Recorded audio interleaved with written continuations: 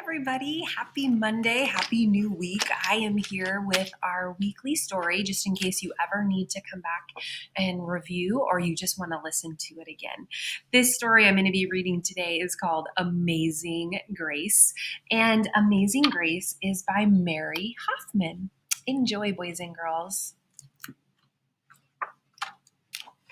Amazing Grace. Grace was a girl who loved stories. She didn't mind if they were read to her or told to her or made up in her own head. She didn't care if they were from books or movies or out of Nana's long memory. Grace just loved stories.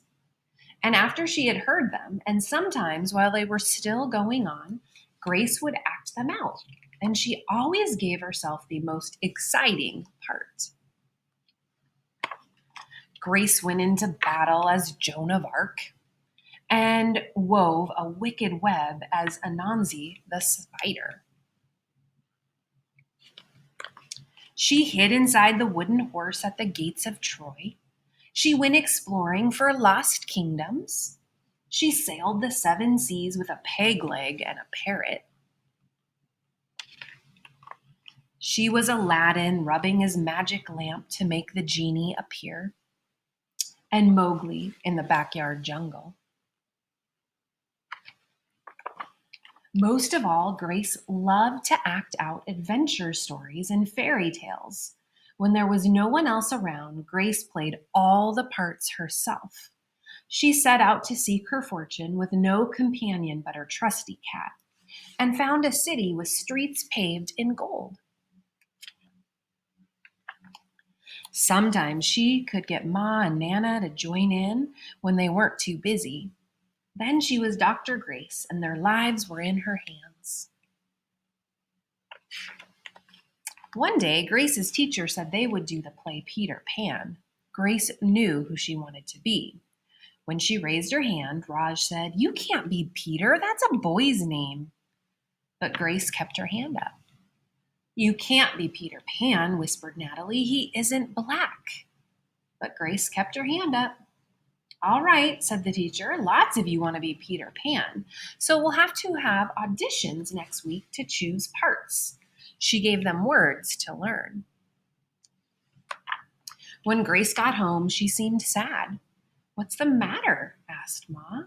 "Raj said I couldn't be Peter Pan because I'm a girl." "That just shows that Raj knows." That just shows what Raj knows, said Ma. "A girl can be Peter Pan if she wants to." Grace cheered up. Then later, she remembered something else. "Natalie says I can't be Peter Pan because I'm black," she said. Ma looked angry. But before she could speak, Nana said, "It seems Natalie is another one who don't know nothing. You can be anything you want, Grace, if you put your mind to it." On Saturday, Nana told Grace they were going out. In the afternoon, they caught a bus and train into town. Nana took Grace to a grand theater. The sign outside read, "Rosalie Wilkins in Romeo and Juliet," in sparkling lights. "Are we going to the ballet, Nana?" Grace asked. "We are, honey. But first, I want you to look at this picture."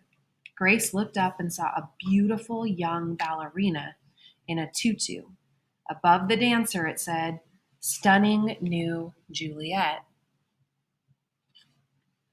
"That one is little Rosalie from back home in Trinidad," said Nana. "Her granny and me, we grew up together on the island. She's always asking me, do I want tickets to see her Rosalie dance? So this time, I said yes." After the ballet, Grace played the part of Juliet, dancing around her room in her imaginary tutu.